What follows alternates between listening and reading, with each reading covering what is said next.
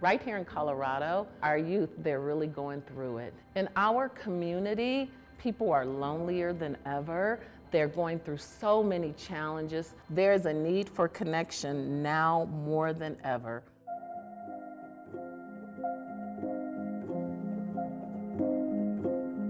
I was angry, sad. I think if we had the right language about it back then, you might have called me depressed. I'm not gonna lie to you, I was a little antisocial, so I wasn't very outgoing. I wound up being a teenage pregnant mom. Actually, I was like the third generation. I grew up in a single-parent household with my mother and my siblings, and my mom wanted some positive male role models in the lives of my brother and I.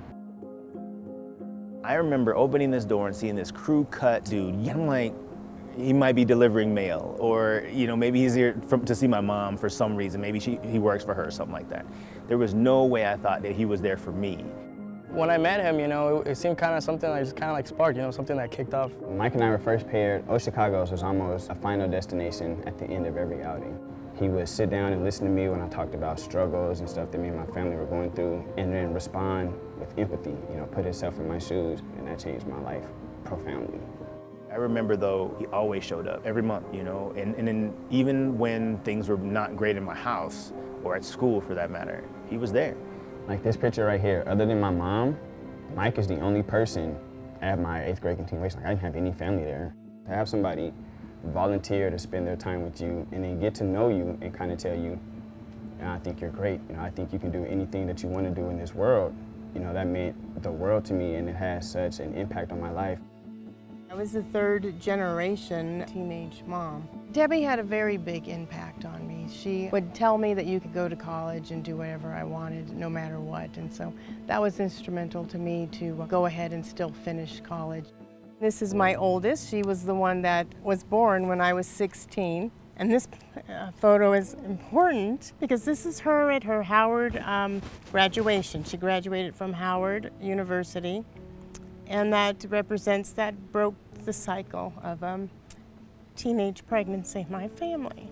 Debbie's visit was part of it. There's something that has to make you say, I want different, I want to do different, I want to be different, and I think that helped me to see that.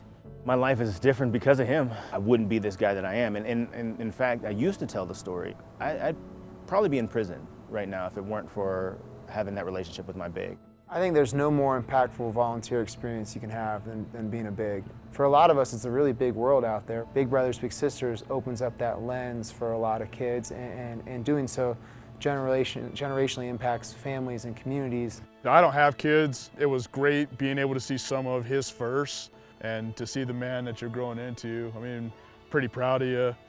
I hated math, I wasn't too good at it. And Q would always tell me, like, keep going, don't quit. That's the reason why we learn. I kind of learned to just not quit. I got good grades on it in school, and now I'm pursuing business. You're sitting down, this guy was this little guy running around, and now he's an adult just like me, and being able to share that relationship and talk about life. It's a long way from where we were talking about girls, when you were in middle school, but he and Alyssa gave me one of the biggest honors I've had in my life, and asking me to officiate their wedding this next year. It really just life coming full circle to be in the program and to have a big who was also in the program. Me being a former little, I work for the organization. I will be completing my application in a few months to be a big.